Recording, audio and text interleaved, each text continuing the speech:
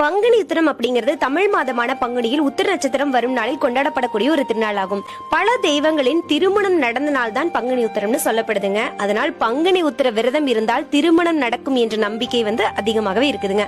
குறிப்பா இந்த நன்னாள் முருக பெருமானுக்கு மிகவும் உகந்த நாளாக கொண்டாடப்படுகிறது. பங்குனி உத்திர நாளில் தானம் கொடுப்பது, தர்ம செயல்களில் ஈடுபடுவது மிகவும் புண்ணியமான காரியமாக கருதப்படுகிறது. இவ்வாறு செய்வதால் நம்முடைய பாவங்களிலேயே நட்பெயர்கள் கிடைக்கும் என்பது நம்பிக்கையா இருக்குதுங்க. குடும்பத்தில் ஏற்படக்கூடிய பிரச்சனைகள், திருமண தடைகள் போன்றவற்றை நீக்க பங்குனி உத்திர நாளில் சிறப்பு பூஜைகள் செய்வது வழக்கமா இருக்குதுங்க. இந்த பூஜைகள் நம்முடைய வாழ்வில் நல்ல மாற்றங்களை ஏற்படுத்தி நேர்மாறான எண்ணங்களை வழங்குவதாகவும் சொல்லப்படுதுங்க.